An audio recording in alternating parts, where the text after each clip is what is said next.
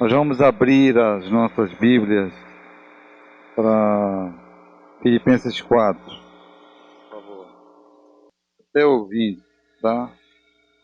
A gente vai ler e depois a gente vai voltar em alguns versículos deste capítulo. E que Deus nos abençoe nessa noite por sua palavra. Em nome de Jesus. Alegrei-me sobremaneira no Senhor, porque agora uma vez mais renovastes a meu favor o vosso cuidado, qual também já tinha antes, mas vos faltava oportunidade. Digo isto não por causa da pobreza, mas porque aprendi a viver contente em toda e qualquer situação. Tanto sei estar humilhado, como também ser honrado. De tudo e em todas as circunstâncias já tenho experiência, tanto de fartura como de fome, assim de abundância como de escassez. Tudo posso naquele que me fortalece. Todavia fizestes bem, associando-vos à minha tribulação. E sabeis também vós, ó Filipenses, que no início do Evangelho, quando parti da Macedônia, nenhuma igreja se associou comigo no tocante a dar e receber, senão unicamente vós, outros. Porque até para Tessalônica mandaste não somente uma vez, mas duas, o bastante para as minhas necessidades. Não que eu procure o donativo, mas o que realmente me interessa é o fruto que aumente o vosso crédito.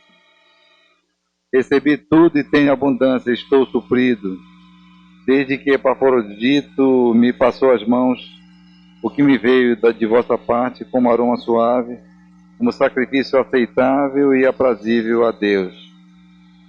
E o meu Deus, segundo a sua riqueza em glória, há de suprir em Cristo Jesus cada uma das vossas necessidades. Ora, nosso Deus e Pai, seja a glória pelos séculos dos séculos. Amém. Pai, que a tua palavra nessa noite, nesse último domingo desse ano, ela nos traga alento, alívio, nos traga um renovo espiritual muito grande da tua parte, Senhor, para que o propósito para o qual ela foi escrita se cumpra em nós nessa noite. Alimenta-nos por essa tua palavra que é tão boa, perfeita e agradável. Que o Senhor faça isso em nós e por misericórdia por nós. Nós te suplicamos essas bênçãos em nome do Senhor Jesus. Amém. Eu coloquei um título aqui nessa palavra: O Segredo do Contentamento. Como descobri-lo? O segredo do contentamento. Somos aquilo que vivemos. Existe uma diferença entre o termômetro e o termostato. Termômetro e o termostato. O termômetro não muda coisa alguma, apenas registra a temperatura. Já o termostato regula a temperatura do ambiente em que se encontra e faz as alterações necessárias. A gente vai começar a fazer várias reflexões nessa noite sobre aquilo que Deus tem feito em nós, e a partir daí a gente vai descobrindo quem somos em Deus.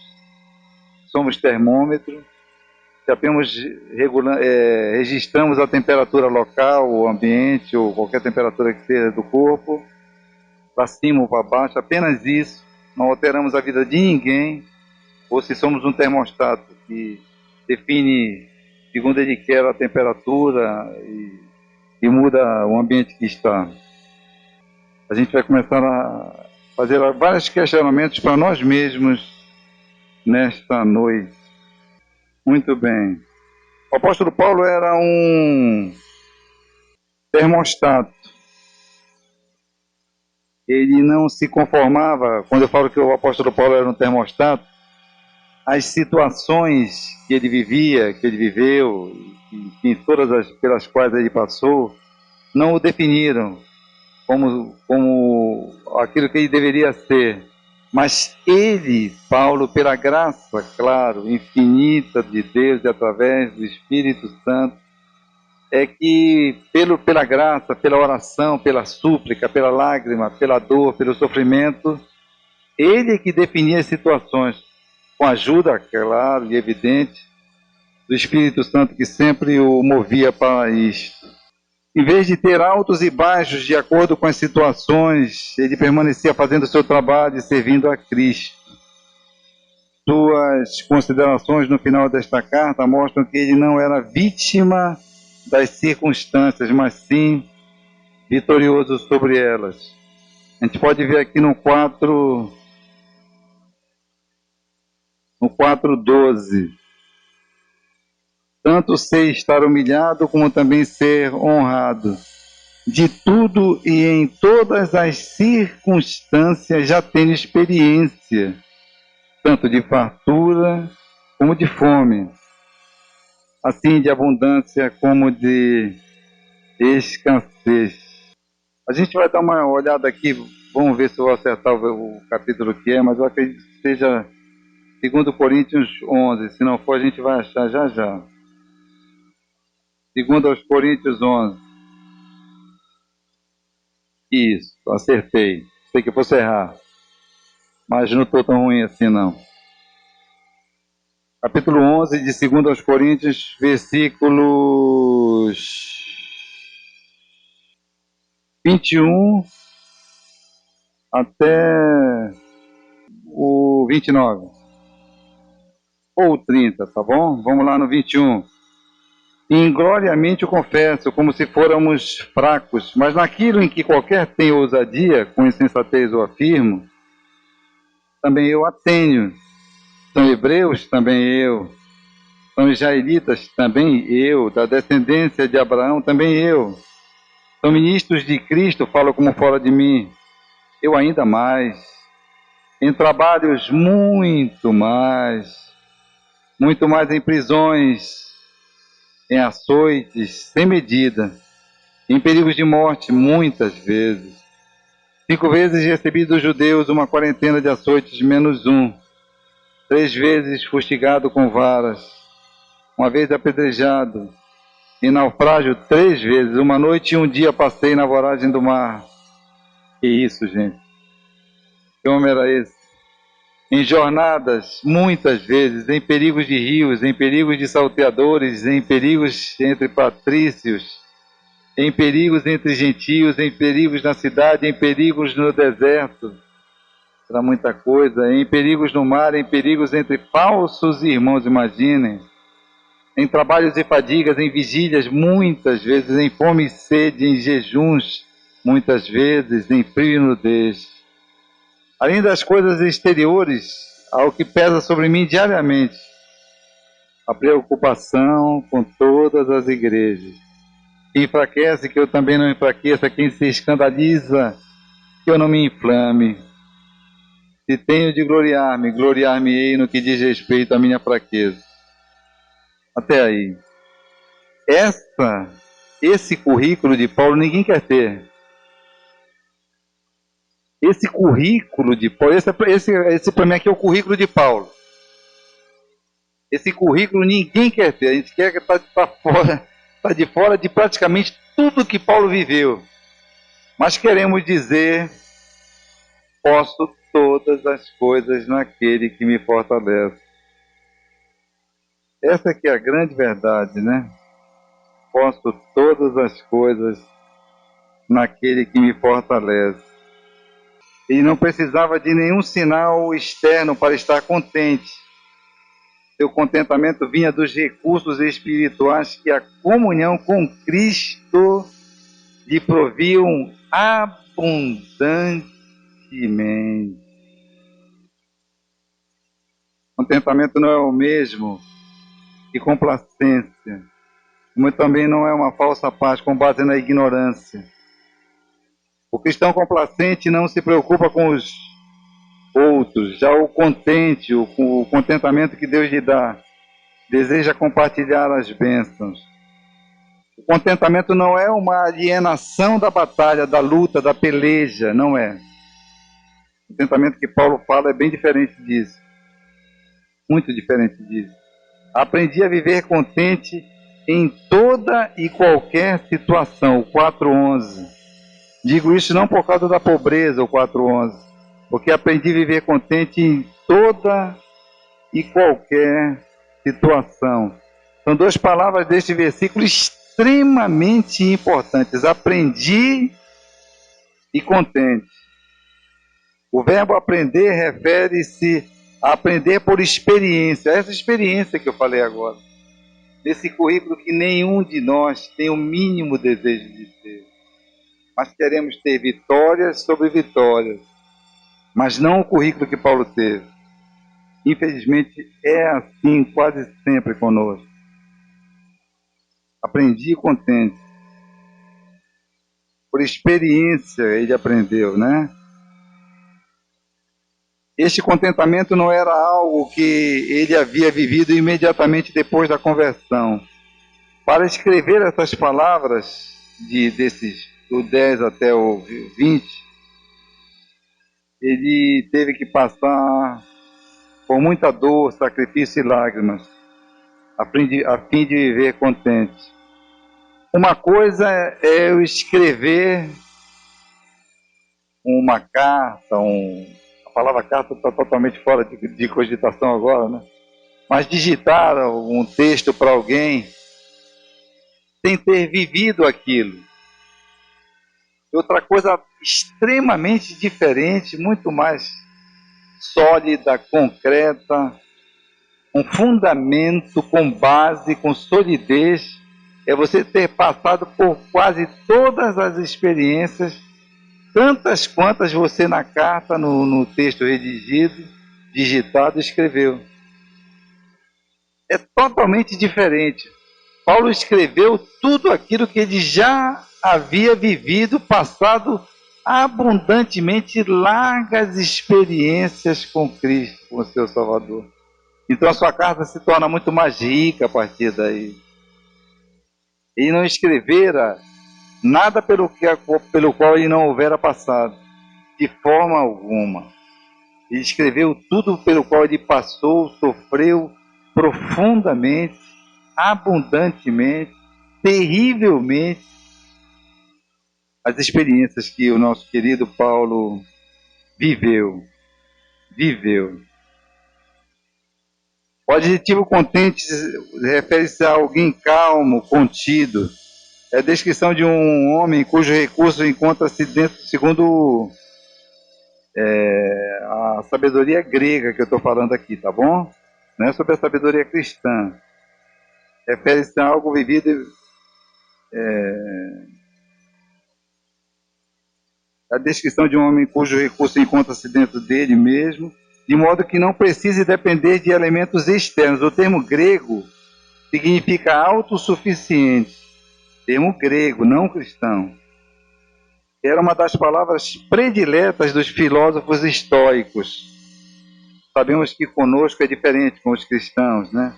Nós dependemos única, a nossa autossuficiência e a autossuficiência de Paulo, ela vinha só de Cristo, só das experiências que ele passou com ele e viveu intensamente em toda a sua carreira cristã, né? Sua suficiência encontrava-se em Cristo, uma vez que Cristo vive em nós. Estamos, por sua graça, acima das exigências, das demandas desta vida. Neste capítulo, Paulo fala de 3 recursos espirituais maravilhosos que nos dão suficiência e contentamento. O 4:10, alegrei-me sobremaneira no Senhor, porque agora uma vez mais renovastes a meu favor o vosso cuidado, o qual também já tinhais antes, mas vos faltava oportunidade. O primeiro ponto, eu não vou falar muito hoje à noite não, a gente vai ter um tempo de oração, que vai ser muito bom. O primeiro ponto, a providência soberana de Deus. Tem alguns que escrevem, o Tiago geralmente escreve ali, anota, a providência soberana de Deus. Este assunto, principalmente nos nossos dias, está fora de cogitação. Fora de cogitação. Os homens se esqueceram de Deus e julgam por isso não dependerem mais dele. Nossas desgraças começam a se desenhar a partir desse momento, do esquecimento total de um Deus que nos abençoa, que cuida de nós, supre nossas necessidades em glória. Os homens que não conhecem a Deus, eles não têm esse privilégio, essa segurança, né? Essa alegria, esse gozo, esse contentamento, esse prazer de terem suas vidas colocadas diante de um Deus que é supremo, que é santo, que é todo-poderoso, que é majestoso, que é único, que é extraordinariamente poderoso, que pode tê-las em suas mãos, as vidas, claro, nossas, para supri-las, para guardá-las, para abençoá-las, para protegê-las, e assim sucessivamente, né?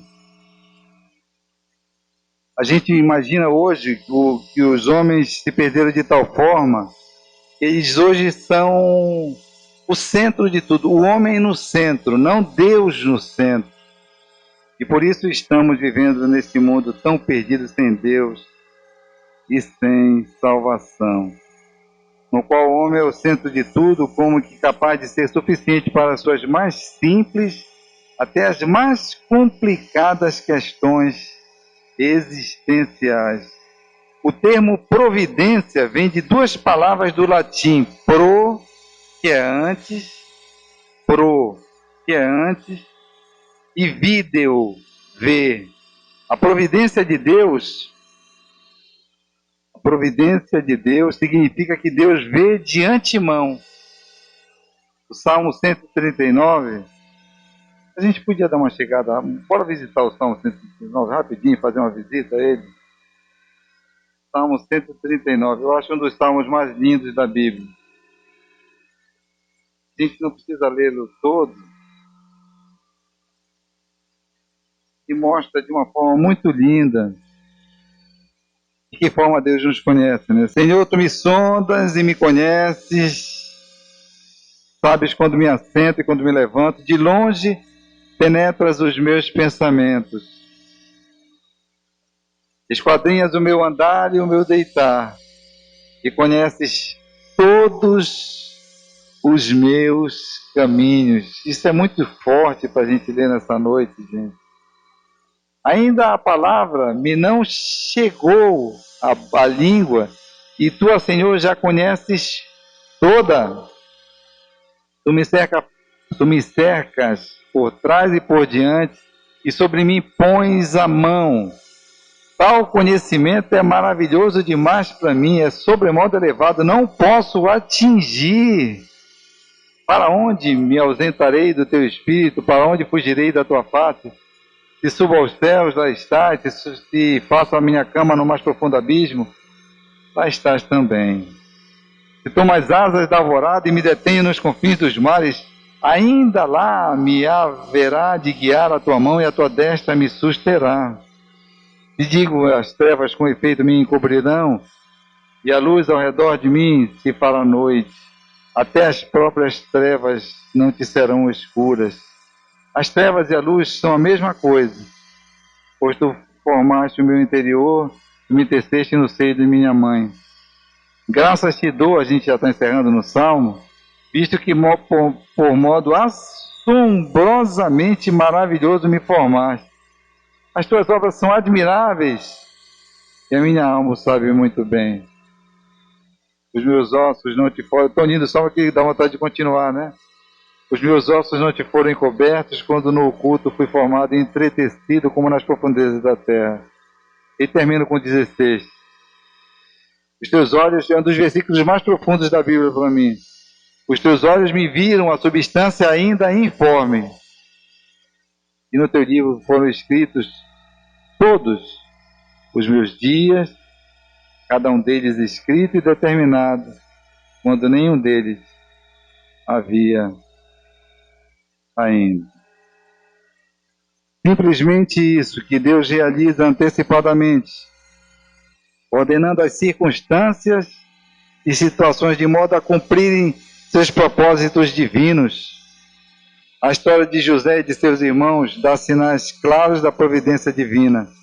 Gênesis do 30, a gente não vai ler, claro, agora, lógico, senão a gente vai sair meia-noite daqui hoje. Mas Gênesis do capítulo 17, capítulo 37 ao 50 mostra claramente a história de José, como ele foi vendido pelos irmãos, e da maneira como Deus dirigia cada passo. Parecia que não. Na cabeça de muitos ali parecia que não. Mas Deus estava dirigindo cada um dos passos de José seguramente. E no império do Egito ele se tornou o segundo maior depois de Faraó. Providência divina. Providência divina. Gênesis 50:20 mostra o significado da soberania de Deus.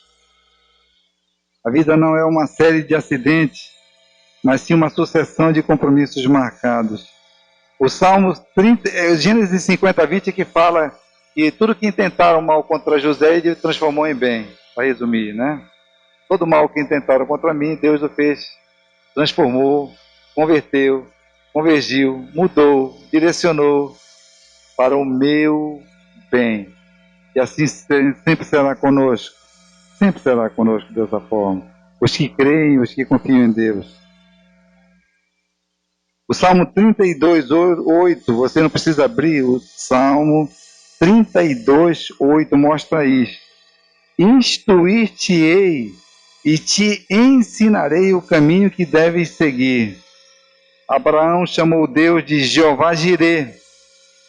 Jeová Jirê, que significa o Senhor proverá, em Gênesis 22:14. Gênesis 22:14. Depois de fazer sair todas as ovelhas que lhe pertencem, vai adiante delas. João 10:4. Segundo ponto, o poder infalível de Deus. Segundo ponto, o poder infalível de Deus. Filipenses 4, do 11 ao 13. 11 ao 13 diz assim: digo isto não por causa da pobreza, porque aprendi a viver contente em toda e qualquer situação, tanto sei estar humilhado, como também ser honrado, de tudo em todas as circunstâncias, já tenho experiência, tanto de fartura como de fome, assim de abundância como de escassez. Paulo aqui deixa claro que ele não está se queixando. Sua vida com Deus não depende de circunstâncias ou coisas para mantê-lo feliz. Sua alegria depende de algo mais, muito mais profundo, separado pelo fato de ser pobre ou rico, de ter ou não ter as coisas, de ter ou não ter as coisas.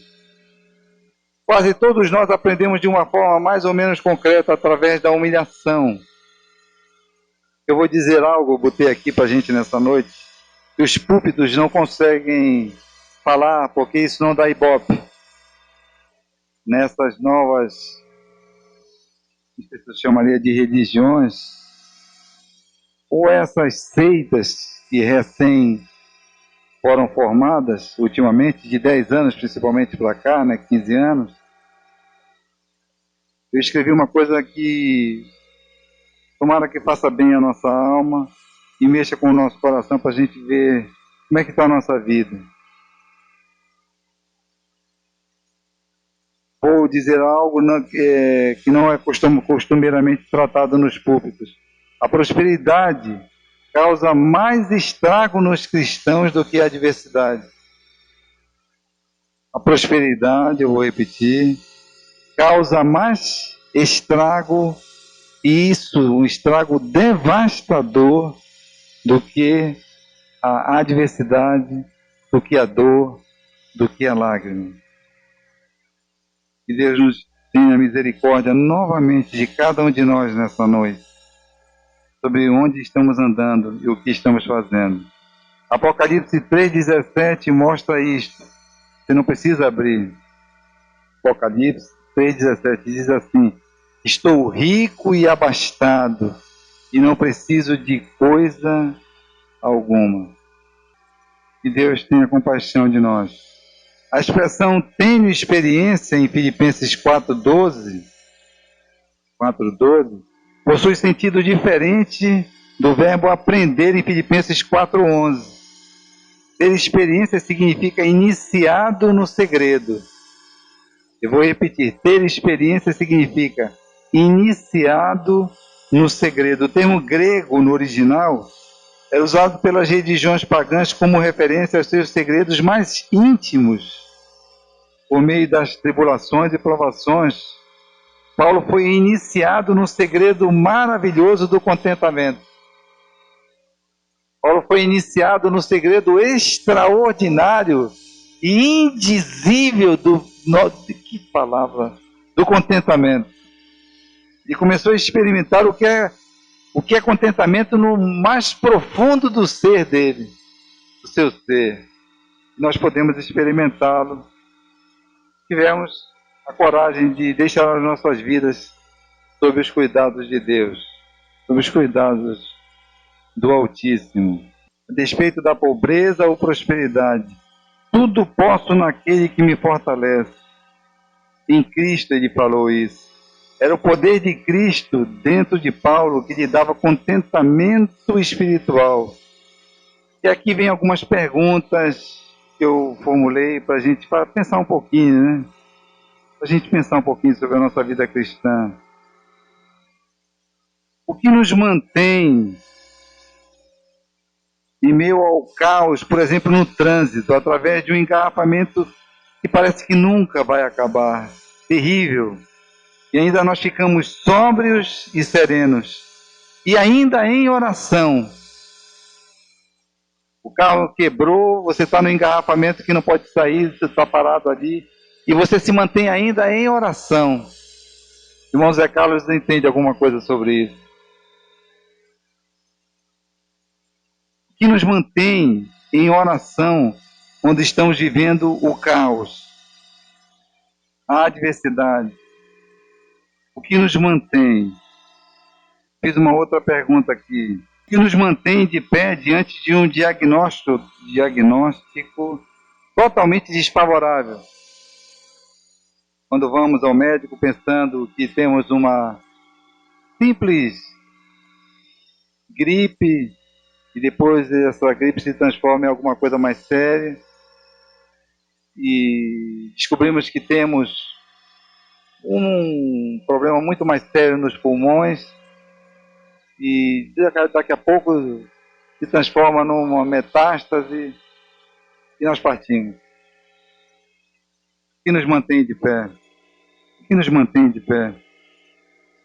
O que nos mantém de pé diante das incertezas de um mercado financeiro totalmente flutuante? Como ficar de pé diante da perda de um amigo tão amado, tão querido? Só o júbilo sagrado, o qual Paulo vivia intensamente. A natureza toda depende de recursos ocultos. Árvores de grande porte lançam raízes profundas para, através do solo, retirar a água e os minerais. A parte mais importante de uma árvore é que não podemos ver suas raízes, não as vemos. Mas é a parte mais importante da árvore, seja o tamanho que ela tiver, são as suas raízes. São as suas raízes. Seu sistema de raízes.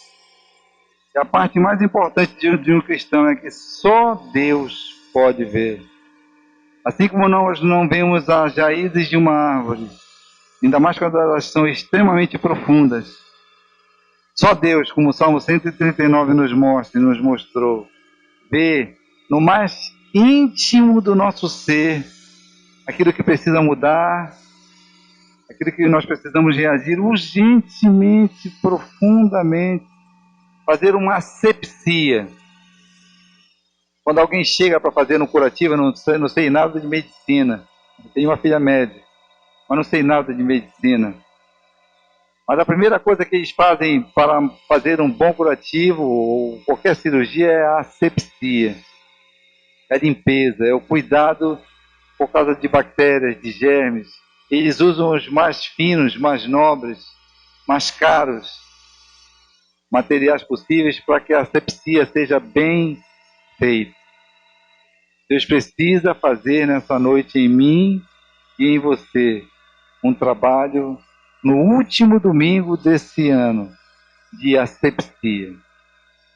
Nós vamos orar sobre isso daqui a pouquinho, sobre asepsia, sobre limpeza na mente.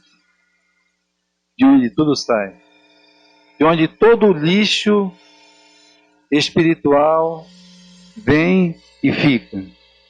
Deus quer fazer essa asepsia para que a gente volte a ter, ou tenha, ou comece a ter esse contentamento, esse aprendi a ter e viver esse contentamento que Paulo tanto fala nesse capítulo 4.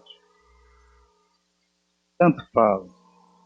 A menos que lancemos mãos dos recursos profundos de Deus pela fé, não seremos capazes de suportar as pressões desta vida. Paulo dependia do poder de Deus atuando em sua vida.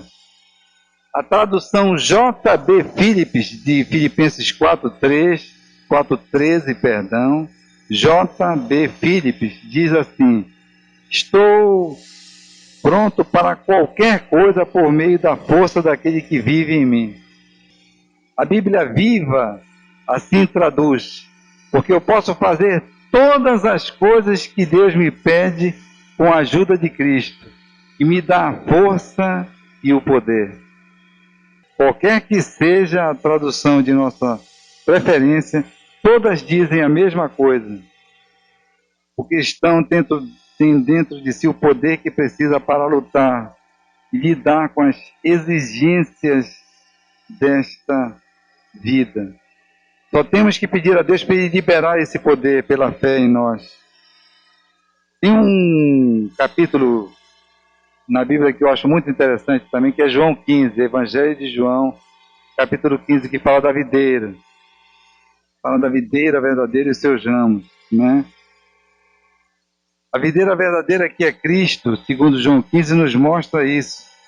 O ramo não pode produzir frutos com suas próprias forças, mas sim fica submetido à vida que flui da videira, porque sem mim nada podeis fazer, disse Jesus em João no capítulo 15, no versículo 5. Quando o cristão permanece em Cristo, o amor imutável, o amor e o poder de Deus o fortalece. Já vimos então a providência soberana de Deus, o primeiro ponto, e o amor imutável de Deus. São os dois recursos espirituais que podemos nos valer a fim de ter suficiência espiritual em Cristo para viver nesse contentamento. Porém, nos falta um terceiro recurso, a promessa imutável de Deus, o terceiro ponto, o terceiro recurso, a promessa imutável de Deus. Paulo agradece à igreja de Filipos a oferta generosa e compara as três coisas bem conhecidas, Filipenses 4, do 14 ao 20. Uma árvore brotando, no versículo 10. O versículo 10 diz assim: alegrei-me sobremaneira no Senhor, porque agora uma vez mais renovaste a meu favor o vosso cuidado, o qual também já tinhas antes, mas vos faltava oportunidade. No original, o termo traduzido por renovar refere-se a uma flor se abrindo, ou a uma árvore brotando ou florescendo. Muitas vezes passamos por invernos espirituais. Muitas vezes. Eu tô aqui nessa igreja há 4 anos apenas. Eu vinha de Batista, não vou recapitular não, que dá muito... A gente entra pela noite aí afora. Mas foi na presbiteriana, numa igreja reformada, que eu vim entender melhor o sentido pedagógico. Pedagógico mesmo. Não estou inventando palavra aqui não. O adjetivo é esse. A pedagogia do sofrimento. O sofrimento ele é extremamente pedagógico. Mas nós, embrutecidos pelo pecado, muitas vezes não percebemos isso. Mas ele é altamente instrutivo e extremamente pedagógico. Deus nos ensinando através do sofrimento, através de uma enfermidade, através da perda de um ente querido, através da dor, através da falta de emprego. E a gente fica desesperado. Quer arrancar os cabelos, eu não posso mais fazer isso, porque eles se afastaram de mim, os meus cabelos. Mas o sofrimento é isso, ele é extremamente pedagógico. Quando nós estamos começando a entender sobre aprendi a viver em toda e qualquer circunstância, na escassez, na bonança, na fartura, na pobreza. Ele é extremamente pedagógico, extremamente pedagógico. Muitas vezes passamos por invernos espirituais, mas quando chega a primavera, as bênçãos e a vida se renovam. A árvore em si não é desarraigada para algum outro lugar, a árvore fica naquele mesmo lugar. As circunstâncias são as mesmas no inverno. O que muda é a nossa vida interior. O que muda no inverno, quando tudo parece que está dando errado. Você sai de casa, já dá 1000 topadas, eu estou brincando.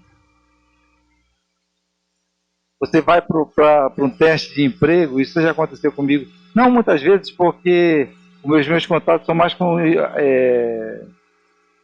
outros estados do Brasil, não aqui em Belém. As minhas empresas que eu representava geralmente são de todo o Brasil, praticamente eu representei empresas. Mas eu imagino pessoas que faziam testes aqui em Belém mesmo. E vão com uma experiência larga, farta, abastada, palpável, segura. E chega lá, vê uma esperança brotando. Vai dar certo, hoje vai dar. E chega lá, dá tudo, vou botar errado entre parênteses e me perdoe, entre aspas. Não dá nada errado, porque se eu estou em Cristo e sei que a minha vida está nas mãos de Deus, aquele não é o momento ainda, está sendo guardado e dirigido por Deus o melhor para mim. Aquilo que parecia ser inverno e que muitas vezes o é, Deus quer mudar e transformar em coisas boas para nós de alguma outra forma. Um investimento. Paulo considera a oferta missionária dos filipenses um investimento. Um investimento que lhe seria extremamente recompensador. O verbo associar corresponde ao termo comunhão. Nesse acordo, a igreja deu riquezas a Paulo e recebeu riquezas espirituais do Senhor. E o Senhor que cuida da contabilidade e jamais sonegará bênçãos espirituais a ninguém. A igreja que não compartilha suas riquezas materiais é uma igreja pobre. Eu já falei do investimento no terceiro ponto, agora um sacrifício. Vamos lá para o 18, por favor, do 4. O 18 do capítulo 4 diz assim: recebi tudo e tenho abundância.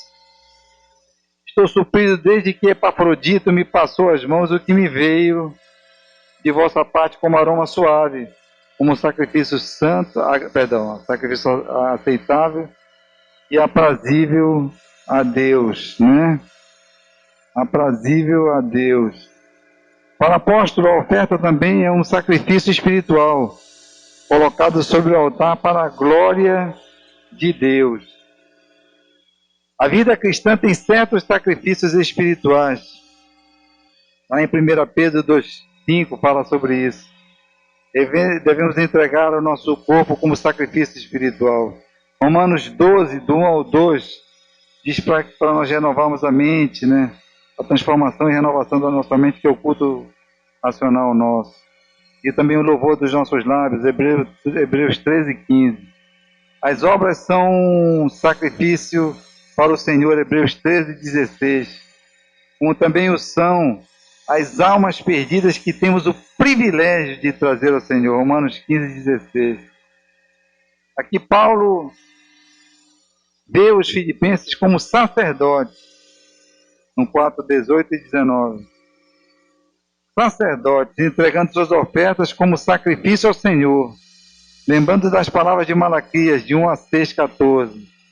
Devemos apresentar ao Senhor o que temos de melhor. No entanto, Paulo não considera essa oferta uma dádiva apenas dos filipenses.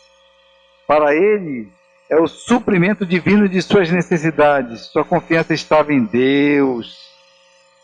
Há um contraste entre Filipenses 4:18 e 4:19. E podemos parafrasear a declaração do apóstolo da seguinte maneira. Paulo tentou dizer mais ou menos o seguinte, vou tentar traduzir o que Paulo falou, tá? Vocês supriram a minha necessidade e Deus suprirá a sua necessidade. Vocês supriram uma das minhas necessidades, mas meu Deus suprirá todas as vossas necessidades. Vocês contribuíram apesar de sua pobreza, mas o meu Deus suprirá suas necessidades usando as riquezas da glória dele sempre na direção de vocês. Paulo estava feliz, estava contente com o que escrevia e elogiava e dava glórias a Deus pela vida dos filipenses. E a conclusão é que Deus não promete suprir nossa ganância. Deus não promete suprir nossa ganância. Deus nunca suprirá nossa ganância. Ele suprirá nossas necessidades. Nossas necessidades Ele suprirá. O Filho de Deus que vive de acordo com sua vontade, servindo para a glória do seu nome, tem todas as suas necessidades supridas. Hudson Taylor costumava dizer, quando a obra de Deus é realizada à maneira de Deus e para a glória de Deus, nunca falta a provisão de Deus. O contentamento é resultante de recursos adequados. Nossos recursos são a providência de Deus, nós falamos aqui, o poder de Deus, nós falamos aqui, e as promessas de Deus.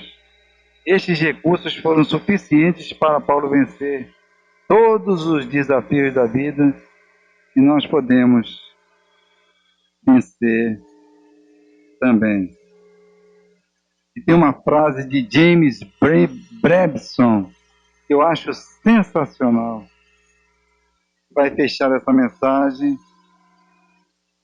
Eu vou tentar fazer uma aplicação sobre essa frase de James Brebson. Ele escreveu o seguinte: a manjedoura, a cruz e o túmulo estão vazios.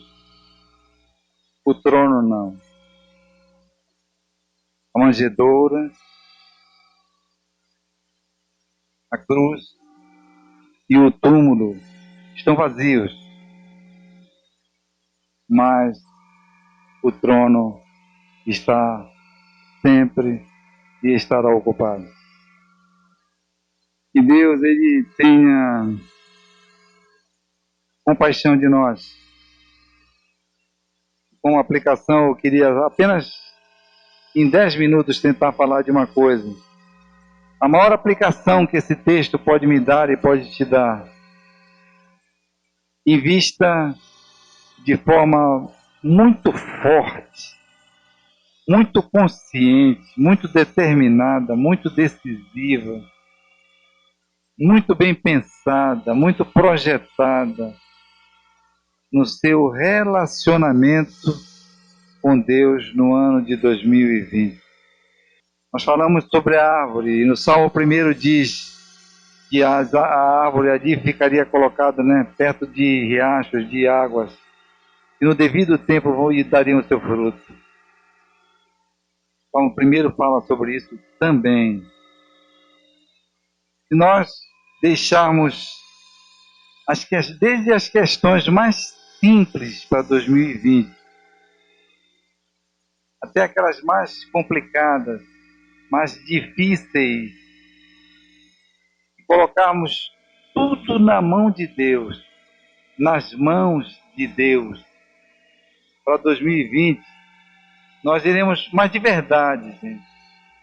Não é colocar aqui no altar do Senhor e voltar com o peso, não vai adiantar nada. A maior aplicação de se aprender a viver contente em toda e qualquer situação. Paulo estava querendo dizer o seguinte: eu vivi tudo isso que eu vivi. Segundo aos Coríntios, capítulo 11. Nós lemos há pouco. Em vigílias, muitas vezes, apanhou 40 menos uns, né? Sofreu entre rios, entre patrícios, entre, sofrendo. E ainda chega a dizer, nessa mesma carta, eu acredito, essa breve e momentânea tribulação. Paulo tem a coragem de chamar a sua vida, de todo o seu currículo que ele tinha tido, de breve e momentânea tribulação que produz eterno peso de glória. Você já estava morrendo, eu acho que já tinha até morrido, de tanto chorar. Mas Paulo chama isso de breve e momentânea tribulação. Eu não sei como nós estamos acabando aqui o ano de 2019. Mas Deus quer, de verdade, eu tenho certeza absoluta do que eu estou falando. Que nosso relacionamento seja tão estreita quanto estreita é a porta que nos conduz ao caminho da salvação. O mesmo tamanho da porta, que é super estreita e bem fininha mesmo, a porta que conduz à vida, Jesus falou isso em Mateus, no Sermão do Monte, seja da mesma forma o nosso relacionamento com Deus. Muito íntimo, muito estreito, muito precioso. Os nossos dias de 2020, os compromissos mais sérios, de emprego mesmo, que negócio que eu ia ganhar um dinheiro até razoavelmente grande. Mas eu marquei um momento para estar com Deus a sós no quarto. O quarto não é só quarto físico. Ele diz assim, entra no teu quarto e fecha a porta, e fechada a porta orarás ao teu pai. E teu pai que te vem em segredo te recompensará. Pode ser numa fila de banco, o teu quarto. Pode ser dentro de um ônibus com 200 pessoas, eu estou brincando, pode ser. Igual sardinha lá. Não importa. Se o meu relacionamento é a coisa mais séria que eu tenho com Deus, eu vou fazer daquela fila de banco que tem 200 pessoas, eu poderia reclamar durante 4 horas. Eu estarei dizendo, santo, santo, santo és tu, Senhor, durante 4 horas de fila. As circunstâncias, essa é a aplicação maior, adversas da vida que virá para nós em 2020, não definam quem eu sou. As circunstâncias, as ocasiões, as demandas e as exigências de 2020 não digam que o Paulo Carmona é aquilo que as circunstâncias mostraram para ele. Nunca será assim, Deus não será. Nem para nenhum dos meus queridos que estão aí sentados. Mas que nós possamos dar um salto pela fé em Cristo e dizer, eu não quero me conformar, tomar a forma da humilhação no sentido de ser humilhado, no sentido de pisar em mim, através de tantas pressões que Satanás ou eu mesmo, ou a minha carne, tentarem colocar pelo meio do caminho. Tudo que for adverso, tudo que for contrário, tudo que for contra, que não for da vontade de Deus, que seja por nós objeto de profunda reflexão e que saiamos desse quadro caótico e devastador depressa. E o relacionamento com Deus no ano de 2020 seja a minha maior alegria e contentamento. Podemos nos formar com 4, 5, 6, 7 doutorados. Tudo bem. O Ronaldo nós fomos no doutorado dele lá, teve uma cara, tudo lindo, tudo é lindo, gente, maravilhoso. Isso é motivo de honra e glória para o Senhor Jesus também, maravilha. Mas que o nosso maior prazer e a nossa maior alegria e o nosso maior triunfo seja a presença única e soberana do Senhor. Vamos guardar, nem que seja 5 minutos no ano de 2020, todos os dias de 2020. Nós não vamos fazer um pacto aqui não sei. Mas nós vamos falar para nós mesmos agora, Senhor, dá-me um 2020 cheio do Espírito Santo. O que eu mais quero nesse 2020 é beber da tua fonte, Jesus. O que eu mais quero nesse 2020 é estar contente em toda e qualquer maneira que eu viva. Geladeira cheia, contente. Geladeira talvez não tão cheia, contente. Geladeira vazia, contente. Isso é possível? Se não for possível, tudo que eu digo aqui é mentira. Se não for possível, todos os sermões que ouvimos de pastores tão abnegados, estudiosos, todos eles mentiram para nós. É perfeitamente plausível, é perfeitamente possível, é perfeitamente capaz eu manter a comunhão com Deus todos os dias da minha vida do ano de 2020.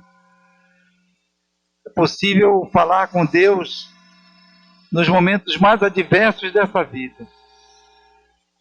Vamos ficar de pé, por gentileza, querido. A gente já está terminando. Eu fico pensando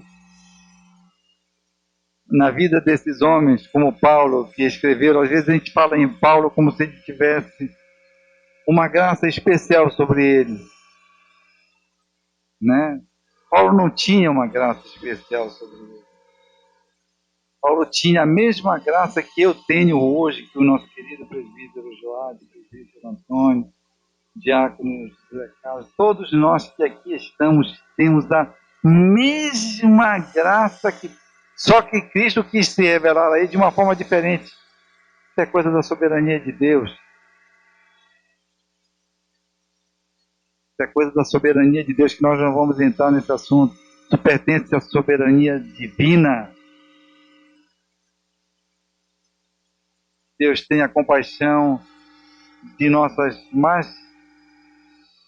simples até aquelas nossas mais complicadas decisões do ano de 2020.